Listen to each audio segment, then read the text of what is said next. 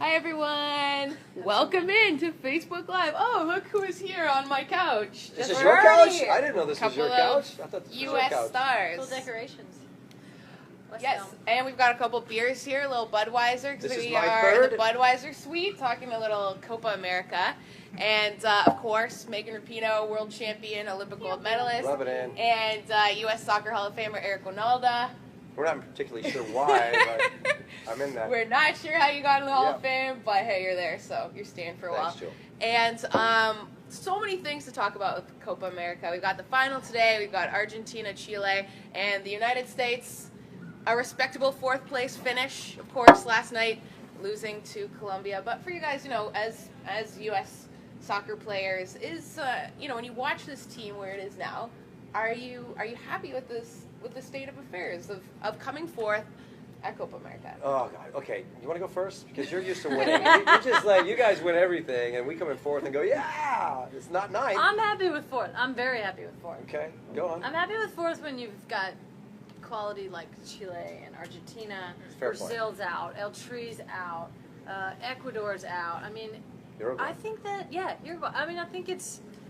I think we need to reshape the conversation and not necessarily about are we winning every major championship, but are we progressing and are we getting better? That's a great question. I think it's really positive. Are we? Or yeah. America progressing? Yeah. I think we are, and we have some really good young players coming up. So I think we are. I feel confident. Good. Confident. What do you think, Eric? You happy with how U.S. did in this tournament? Here, I'm going to drink you. Next question. No, I'm kidding.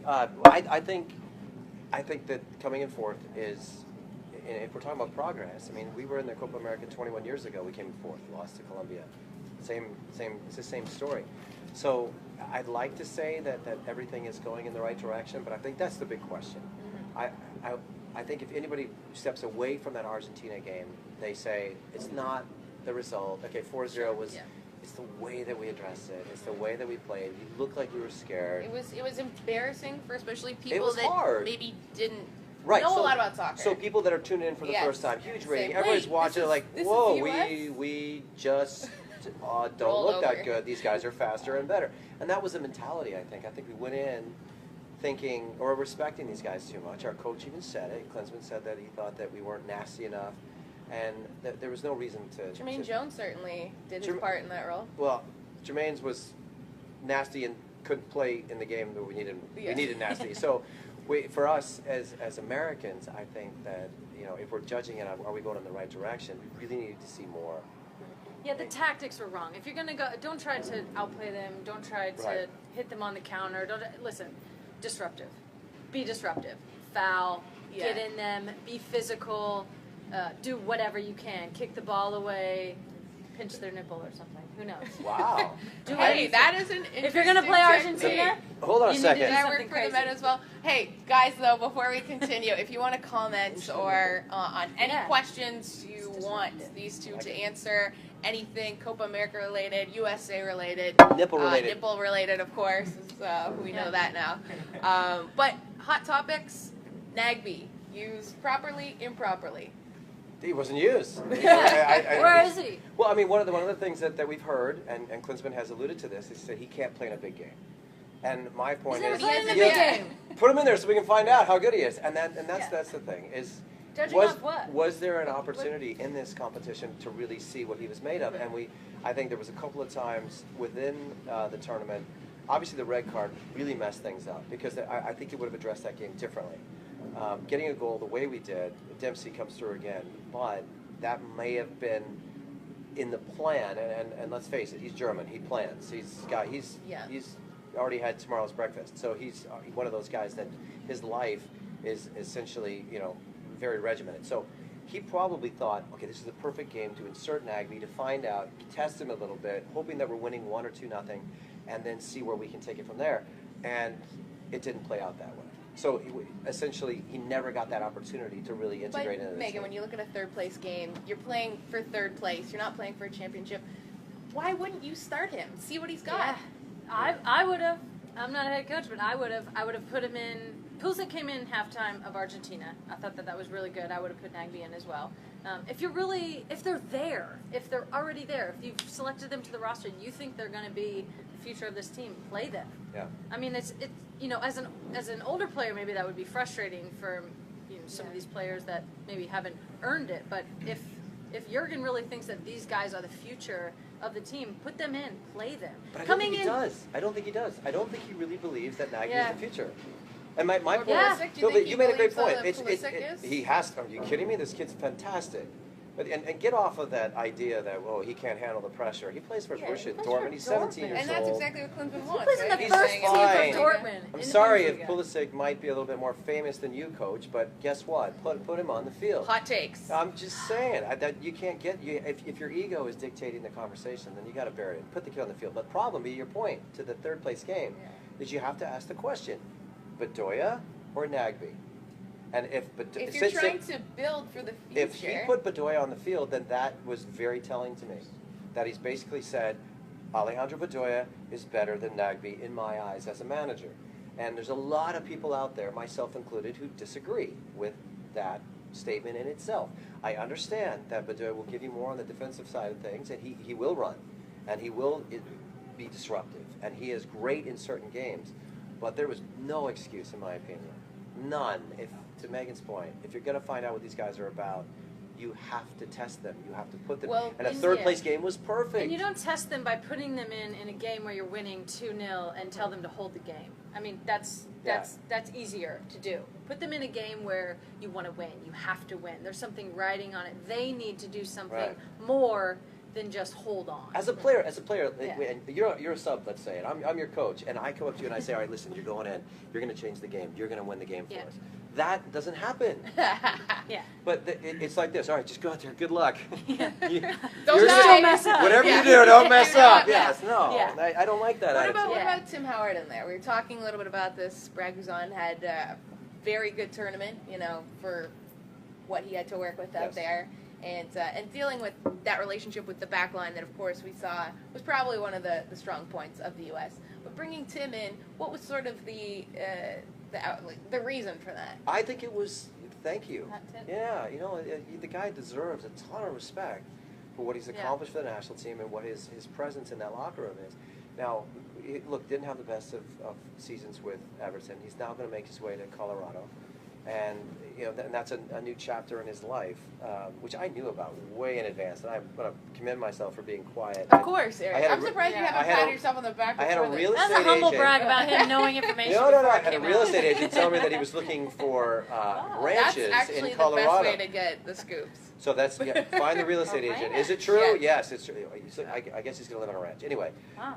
My thing with Tim is the fact that he is still a very valuable component of this team, and he still can help us in a lot of ways. He knows that. He's a tremendous pro.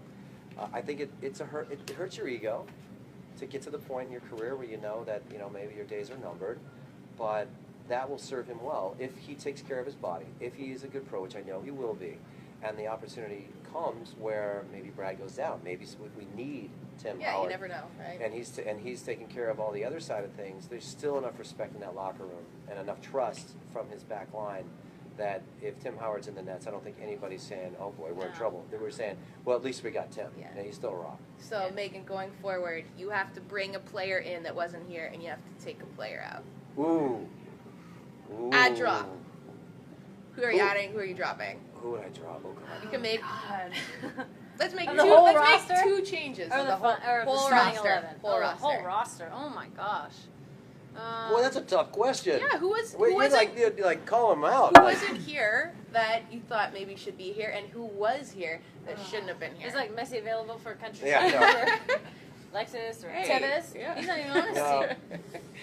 I think. Let me go first, and then you think about it. No, Megan's going first. I don't know. Yeah, you go first. I gotta think about that. I think the big point right now for a lot of people is Jordan Morris, because he's a young kid, but what we found in this competition is, to Jurgen's credit, he went to win.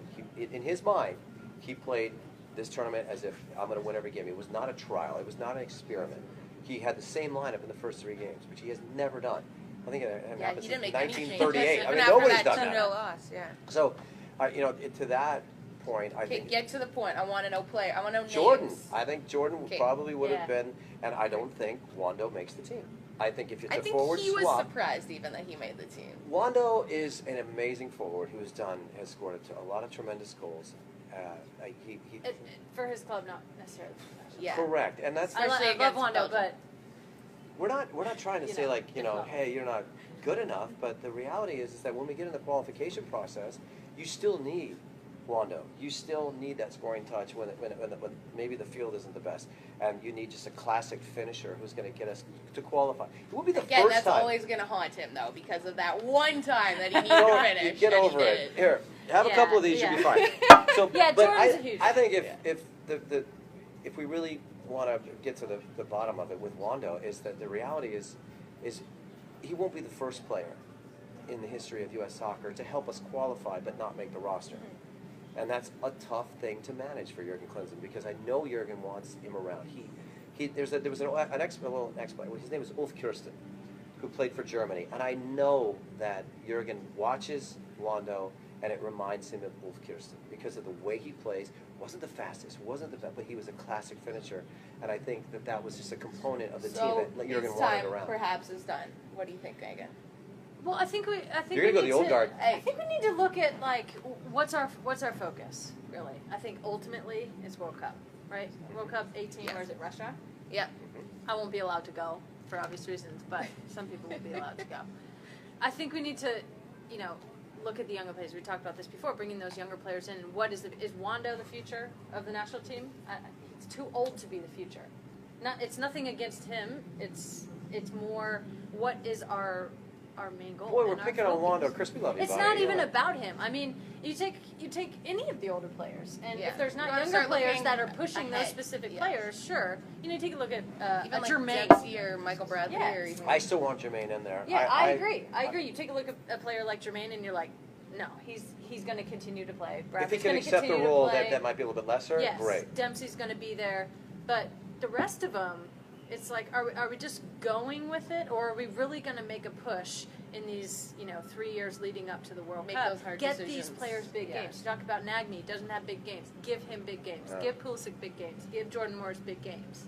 But the other part of this, Megan, especially on the men's side, is what happens, and people forget this all the time, is that players end up coming out of the woodwork. I mean, it's like Pablo Mascherani tried out for the team essentially for the first time in January of a World Cup year. And he made the team, and he started in every game of the 2002 World Cup. I'm welcoming anybody coming out of the woodwork. But bring them on. Yeah, where are all of these people? Yeah. But there will be one. That's my prediction. That there's somebody that we don't even know who he is right now. Or we may know who he is, but he might find his form at the right time. And guess what? Jurgen Klinsmann might say, you know what? Enough's enough. I'm going to give him a shot. And then when he gives him the shot, he grabs that opportunity. No, but he'll grab that opportunity with both hands. And then all of a sudden, we'll be like, oh my God, this is the guy. Those are rare, though. Those are outliers. I hope he's left back, by the way. I think that Jurgen, especially being the technical director, he should be able to spot players and say, okay, I see this player. I'm tapping them as potential next players for this team, next big players for this team. The under-23 team, under-20. Exactly. And even with the not qualifying for the Olympics, I think we've really lost a lot of that big game experience that these players can have, which is, I think, really hurt the team ultimately and hurt that sort of generation of players. But still, you have to have the ability as a technical director, head coach of the national team, to say, I see this player and I see these players. We've seen a lot of comments from you guys on... I got one more player. Yes. Miazga's a great defender. If he comes into that back line... What happened to him? He just got left out. Miazga was not here. Very good defender playing at Chelsea. I like this kid. If he goes in there, maybe our boy Jeff Cameron can go in the midfield. And that changes things a great deal. That was a really not smart thing to say. Go ahead. No, it's great. That's a really good thing that I know, you just said. Rick. Okay, so we've seen a lot of your U.S. comments right now. We want some more questions, of course, on Copa America in general, on the final. And for you guys, we're looking here at the final, Argentina-Chile. Who, in your mind, at this point, is your candidate for Golden Boot? Oh, wow. Okay.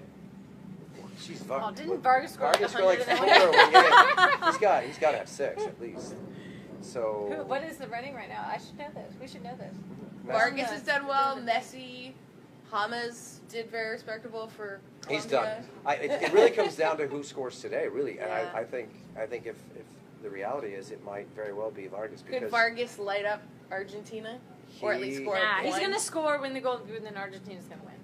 Okay. That's a good prediction. analysis. We'll go with that. Golden ball to Messi.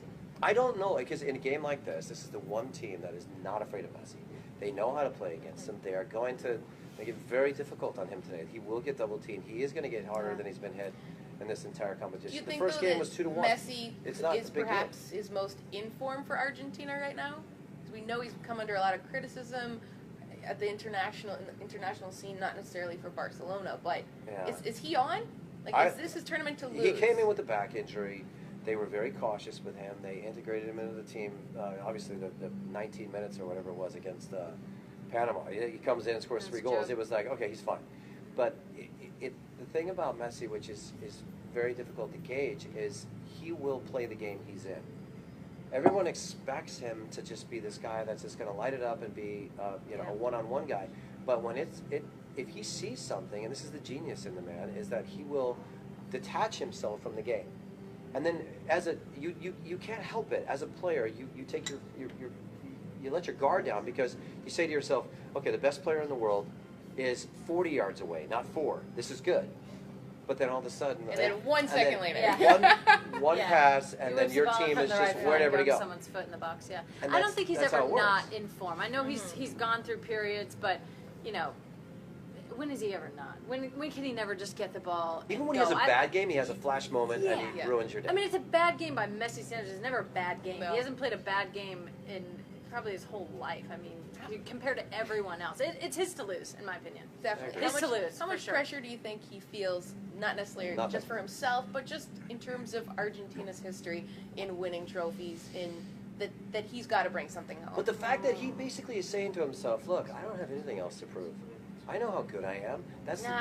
I think that is the part that serves him well. Is that if he went out there worrying about it, saying, "Oh my God, we haven't won in 23 years," and he locked up. Oh my God, no, he's definitely not going to do that. I think he feels the pressure. He left Argentina at a very young age, and he's been criticized a lot by Argentina earlier on in his career. Less now, but he still has that, and he seems very prideful that he's from Argentina. He still speaks an Argentinian accent, even though he went to Barcelona when he was 13. With the thumb there. Yeah, got to put the thumb there. So I think he feels a lot of pressure, even just for himself.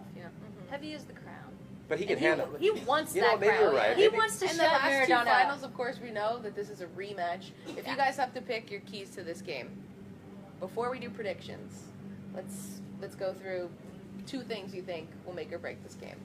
If the back 2 for center backs for Argentina can deal with the speed and the unpredictability of Sanchez. That to me is what I'm really watching as a coach. If those guys can stick together, if they can communicate with each other, because Sanchez and Vargas, when they are on, and they have been in the last couple of games, they are just lightning rods. They make very quick movements inside the box. Otamendi is a guy that has showed a willingness to foul. He's also had difficulty with guys that are tricky. And that's something I'm watching. I think if those two can have a good day, and they deal, or Sanchez has a bad day, it's a championship for Argentina. But otherwise, it could go the other way completely. And I'll go down a limb and say Sanchez could get a hat trick tonight. He's very familiar, obviously. With sounds like you're pro Chile right now. I am a little pro Chile. I like Chile. No, but it's one of those things where I'm going to go back to it. As scared as everybody else plays against Argentina, Chile's not scared of them at all. Okay. They've already beaten them before. They played against them in this tournament already. They were very disappointed with the result. Bravo didn't have a good that was a 2-1 was a great game, yeah. But they got beat on a counter. They beat themselves that night, and I don't think that'll be the case tonight. All right, Megan, what are keys? Ooh, for me, Messi gonna Messi, Sanchez gonna Sanchez. They're both gonna show up big games. I have no doubt. For me, it's Vidal, and within that, Sorry.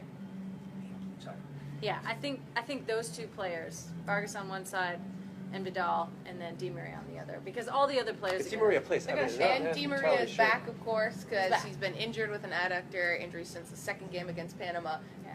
Quickly, game changer, Di Maria? Yeah, I think so. All eyes on Messi all the time, and I think his ability to create chances and be unpredictable on the offensive end is I'm still going with Sanchez. Okay, so predictions. Who's going to win? What's the score going to be? I think I'm going to predict goals. I'm going to say 2-2. Okay. All the way to PKs. And then I'm not. And then what happens after that? Chile wins it again. Okay. Damn, that's what I was going to say, man. I think 3-2 Argentina. Wow, so we got 4 and 5 goals. That should be a great game. 3-2 Argentina. Okay. Come on, guys, deliver. And the best team will win. And maybe Messi will hoist this trophy, the man of the match. Budweiser, man of the match. Which Megan will be presenting. So we will see who hosts this trophy. I'm going to warm it up for Messi right now. I'm just going to... He might be small enough for me to just hold him like this, you know? I can just hold him. All right, everyone, make sure you vote for the man of the match. 70th minute, Copa America, Budweiser, all amazing things. And we're going to go crush a couple more of these and watch.